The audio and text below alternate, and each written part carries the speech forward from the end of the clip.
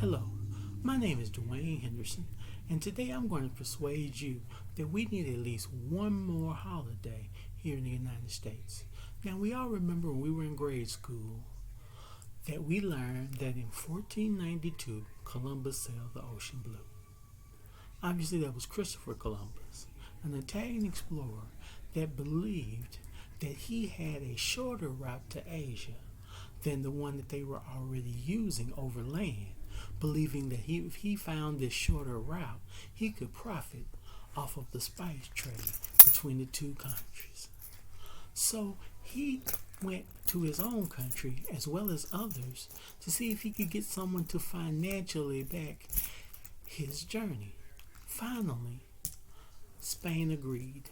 So in August of 1492, he left Spain and then arrived in present-day the Bahamas on October 12th of that same year. From there, he later visited Cuba and then journeyed and set up a settlement in what is now known as Haiti. Columbus made a total of 3 more trips to the New World. In 1498, he journeyed to Trinidad and to the northern coast of South America. Then, in 1502, he landed on the northern coast of Central America.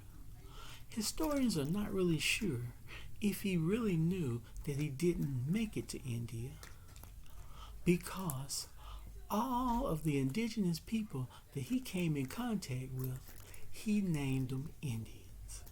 According to Wikipedia, the indigenous people are the pre-Columbian people that lived in northern, Central, and South America and their descendants. But they were people in the Americas even before then. In her book, The Last Vikings, author Kirsten Seaver wrote about a Norse settlement that was found in the 1960s in what is now Newfoundland. Carbon dating places the time of this settlement between 990 and 1050 AD. The Norse are believed to have begun building settlements in North America in the 10th century, but there are few records of their contact with the indigenous people. However, there is a word in their language, scareling, which is used in different tales and stories about the native people they encountered and their conflicts, and also them trading with those people.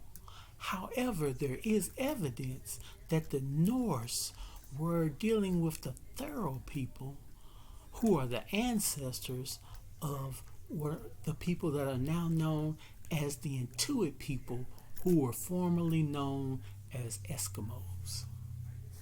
In the book The Siberian Origins of Native Americans, author Edward Vajda wrote that the Paleo-Indians arrived and settled in the Americas during the Ice Age.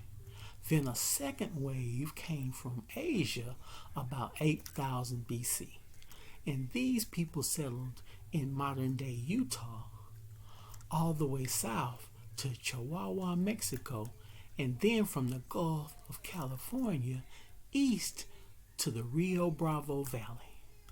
Among all the languages these people spoke, the most widely spoken was Navajo.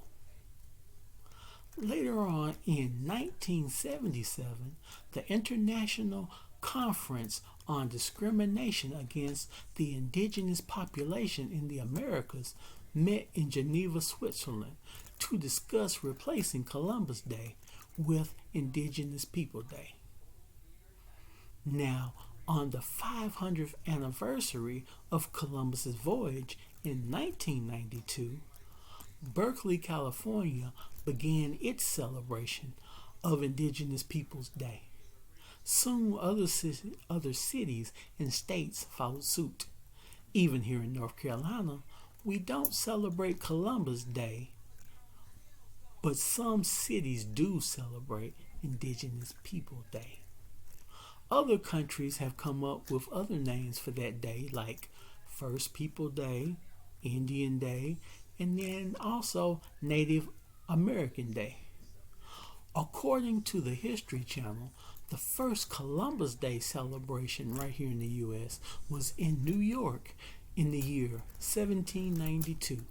This celebration was on the 300th anniversary of Columbus's voyage and was put together by the Italian and Catholic immigrants who were being mistreated in this country as a way for them to celebrate their heritage and religion.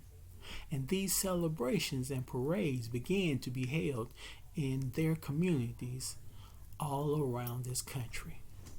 Now, I do understand the reason to keep Columbus Day. However, I do feel, and I hope you do too, that it's wrong to not to even acknowledge the people that came here and or stayed here long before 1492. So I propose a National Heritage Day to celebrate everyone's history, cultures, and their contributions to this country. Thank you.